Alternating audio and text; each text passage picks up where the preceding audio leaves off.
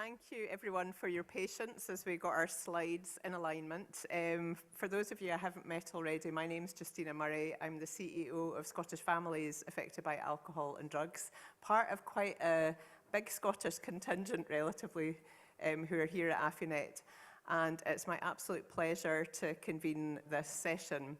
I had just volunteered to help with anything I was needed for, but it has filled my heart that I have been connected with this craft session this morning, because in Scotland we say we're craft daft. We absolutely love craft.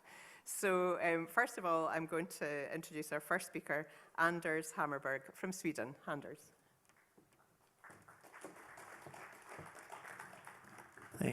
Thank you very much for that introduction, and thank you very much for being here and to be accepted to present in this lovely conference. It's my first time also in Canada and in Quebec, so it's a real pleasure to be here. Since we have this Wordly app now, I think I'll have the presentation in Swedish, if that's okay. No, I'm just joking. I'll go for the English. I'm actually holding this presentation instead of a colleague of mine, Ola Siljeholm, who wasn't able to attend this conference, unfortunately. So I'll do my best. I will present a study, an interview study on the experiences of community reinforcement and family training craft for parents of young adults with hazardous substance use. And this study was made within a sort of a framework of trying to identify which support programs these parents need and how to reach out for them in a more efficient way than is currently done in, at least in the addiction treatment services where I work in Region Stockholm. So I have no conflicts of interest in this study. And the presentation is based on two publications. The first one, the one to your left is the basis for this presentation, and it was published very recently in BMC Psychiatry. And the study is based on a subsample of participants in a large randomized controlled trial on craft, which was published in 2023 in Addiction. So just a brief background to this study. We know that substance use and hazardous use peak in the ages between 18 and 29, that is young adults, with well-known elevated risks, current and future risks. In Sweden, as in many other countries, of course, we have a large treatment gap, which is a really challenge for us. We know that, I mean, many of those with young adults with hazardous substance use, they eventually decrease or quit their hazardous or harmful use, but that process is sort of speeded up if we reach them in treatment, but we seldom do. And we know that parents are very important in this aspect, to sort of pressure or enabling these young adults to seek treatment. Professor Orford told us a lot about what these parents experience in their very problematic situations regarding stress and strain. You described this dramatic, traumatic, chaotic situation which many perceive. And also this stigma by association that many of these parents feel that they are sort of guilty or have some kind of responsibility for this problematic situation with the hazardous substance use. And they're often excluded from treatment, and this is especially problematic when the children reach legal age, because then they are not sort of automatically involved in treatment, which is a very important issue for these parents. So they are in great need for support, and we know that there are many different ways to support affected family members. But we have had a lot of interest in craft during the recent years, and the reason for that is this is not be a lecture in craft. Since you are here in this craft session, I hope that you are at least know the basics of this craft method, because I won't go through it in detail. But since it has this dual focus on both focusing on, in this case, the parent, to increase the parent's quality of life and mental health in this problematic situation, but also through the specific modules in CRAFT, also have the goal of decreasing, in this case, the young adults' alcohol and drug use, and also to promote treatment seeking. And we know that CRAFT has scientific support on other sort of relationships for partners and alike, but has not previously been evaluated for parents to young adult relationships. So that's why we conducted this randomized controlled trial, which is not the subject for this presentation, but I will briefly describe it since it's sort of the basis for the qualitative study. So we did a randomized controlled trial where we compared CRAFT to a manualized counseling intervention for parents to treatment refusing young adult between the ages of 18 to 24, with the primary outcome if the parent reported that the young adult had actually sought treatment during the course of the study, with secondary outcomes being young adult alcohol and substance use, parental mental health, parental self-efficacy in handling this problematic situation, and relational happiness. So the parents were randomized to, there were 113 parents actually included in the study, and were randomized either to CRAFT, containing 8 individual sessions weekly on the different themes that CRAFT contains, with home assignment each week, or a manualized counseling intervention, which I won't mention here since it's not part of the sort of qualitative study. And the outcome, which I would just briefly want to describe, since we had very good outcomes in this study if we looked at, for example, the rate of treatment seeking among the young adults as reported by the parents, important to say. All data in the study is based on what parents reported. We saw that during the course of the study, 33% of the young adults had actually been involved in treatment, which was a very good figure compared to the situation before, but we found no differences between the treatment arms. We also found significant and clinically relevant decrease in alcohol and substance use among the young adults. We also saw an increase in parental self-efficacy, an increase in relational happiness in both groups, important to say. So then we were very interested in, when we saw these good outcomes, we wanted, of course, know more about what did the parents themselves describe was helpful for them in this CRAFT intervention, and also in the manualized counseling.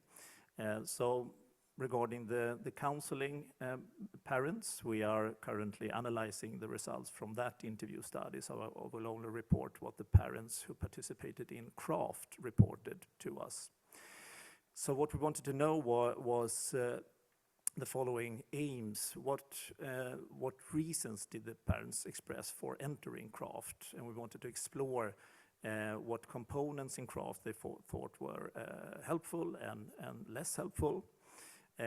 We wanted to explore, of course, if they found that CRAFT was able to help them to reduce the negative effects from the hazardous substance use among their children. And perhaps most importantly, we wanted to find if we could suggest any adaptations of CRAFT for this specific group of parents to this target population. So how did we go about to investigate this? Well, we interviewed 10 parents who had completed the CRAFT program, and we analyzed the results by thematic analysis procedure as described by Brown and Clark.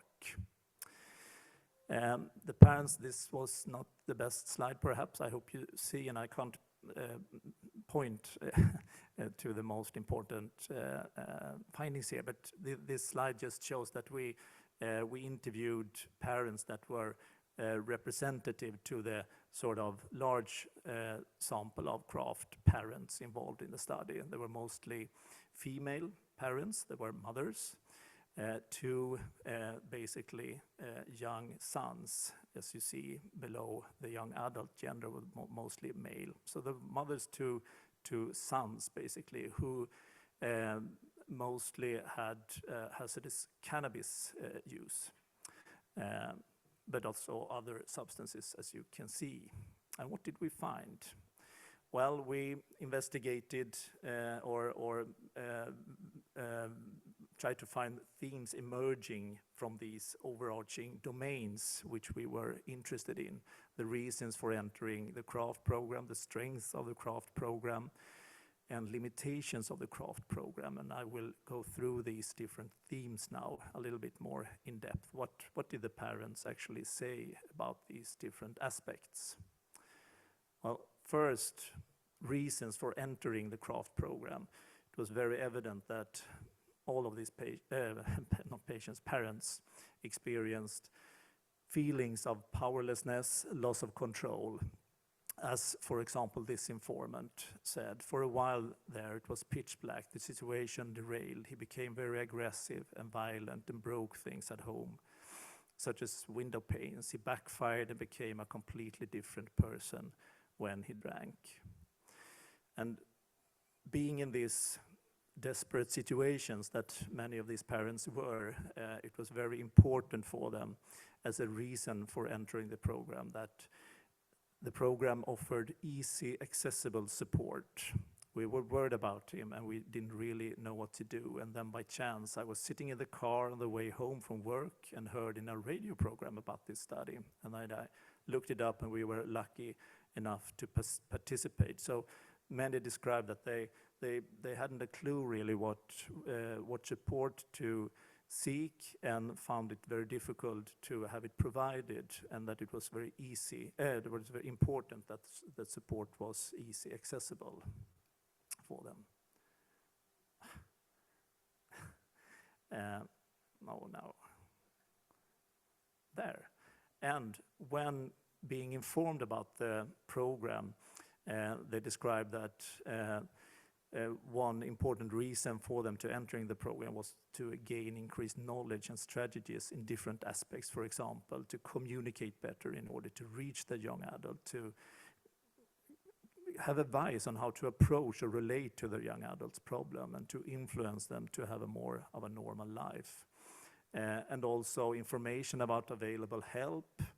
And many describes kind of conflicting motives, which were kind of touching actually to take part of.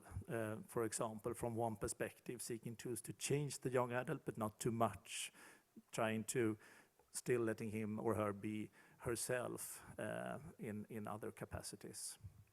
So strengths of the program, what did the parents describe? Well, very commonly, they described that the most valuable thing almost was that they acquired a much better communication skill. They were able to talk to their young adult in a much more efficient way than before. Professor Orberg used the word nag here. They found that they could stop nagging and start instead have a conversation in a much better way with a young adult.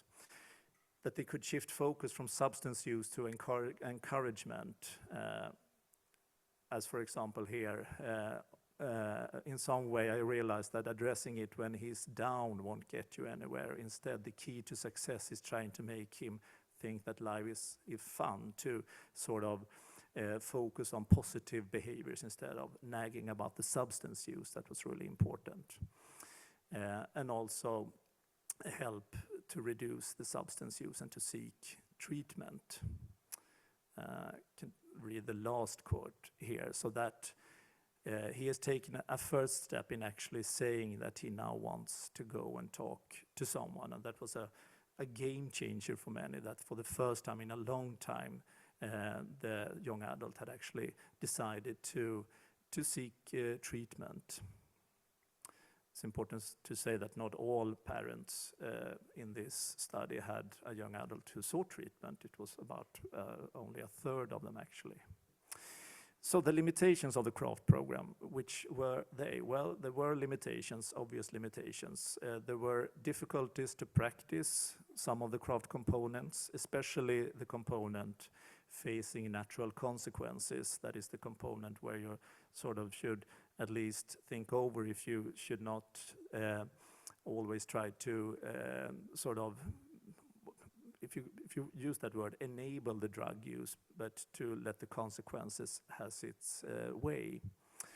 It was during the hardest period, and I fear that he would kill himself. So for me, it wasn't relevant to, and so to speak, freeze him out then, because I somehow just wanted to make him see the meaning of life. And also, importantly, insufficient support and treatment options for young adults. That's perhaps not only sort of a challenge or limitation of the craft program, but rather a limitation of the sort of treatment system that we have. That it's difficult to find ways for treatment for young adults.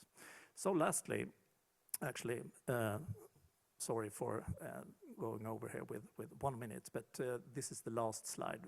Our proposed adaptation of the craft program would be an integrated treatment option, allowing a fast track into treatment. Some of the parents actually said it would have been good if the young adult could have sort of joined the program when we kind of reached the end, and then perhaps you, who has been my therapist, could just take over and be the therapist for my young adults. Some really suggested that that would have been a perfect solution. So some kind of integrated treatment option, which is not the case at the present in our treatment system, at least.